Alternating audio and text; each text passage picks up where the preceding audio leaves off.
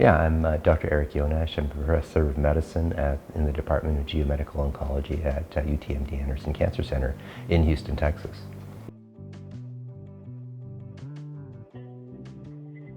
Yeah, so the title of the grant really was assessing the impact of NPRL2 loss in the biology of renal cell carcinoma.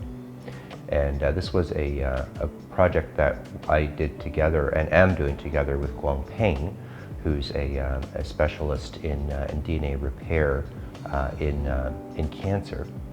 And this project started, I think it was 2020 that we started our funding.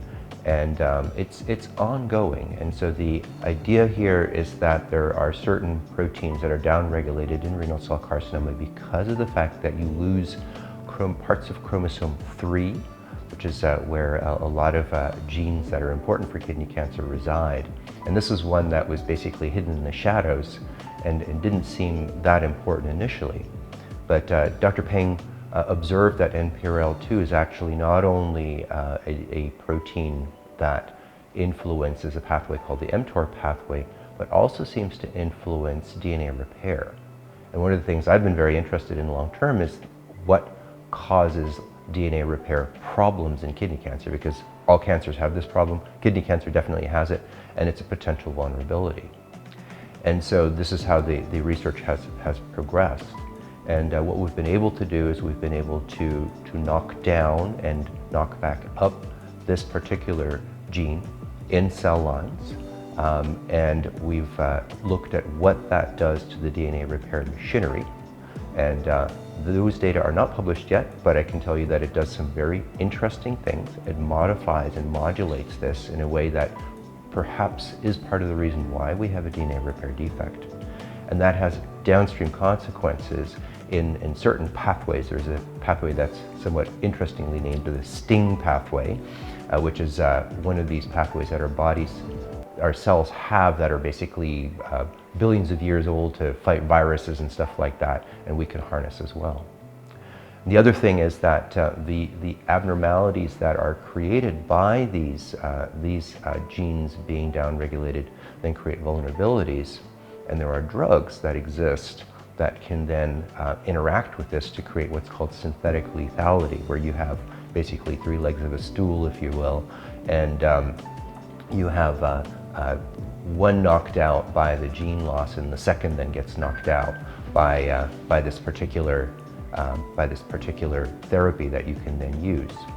And so where we are now is we've demonstrated that we have a very significant downregulation of these things in the cell, that we can modify cellular behavior by coming in with additional drug, and we've also done animal experiments demonstrating that this actually also has an impact. So it's what this grant really has done for me is it's helped me create this partnership with Dr. Peng. It's helped us then discover beyond NPRL2 other aspects of DNA repair pathways in renal cell carcinoma, which has allowed us to get Department of Defense grants. And we're actually in the process now of writing an R01 grant based on the work that started with the KCA Advanced Discovery Grant, has led then to further funding with the DoD, and is now leading to us being able to also further advance this with R01 grants.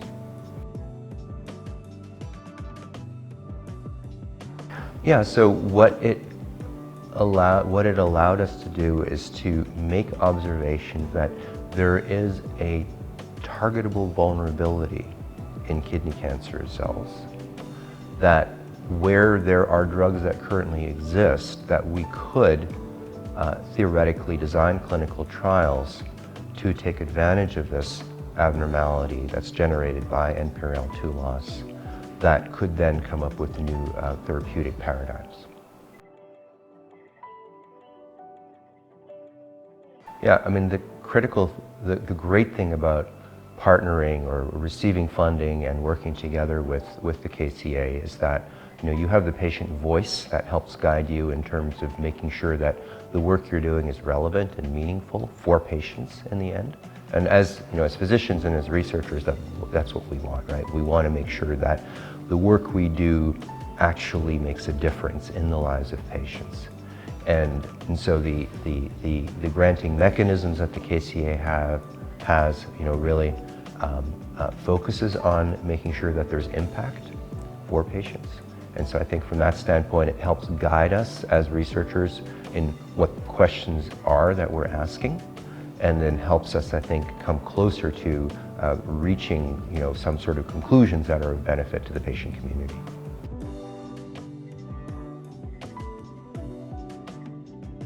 Yeah, so there's clearly a synergy between research and advocacy.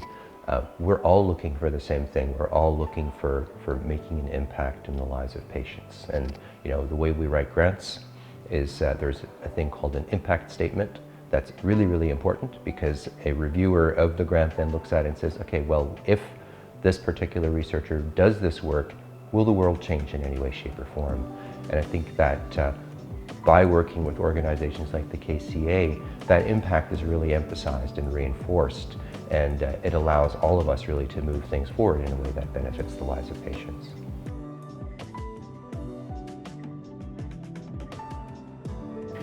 So this grant clearly has been very helpful from a career trajectory perspective. It has allowed me to partner with amazing basic scientists like Guang Peng. It has allowed us to really, in a synergistic fashion, move forward and move a field of study that hasn't really been greatly exploited to date in renal cell carcinoma, to a point where we're now beginning to think about what kind of clinical trials we may want to do.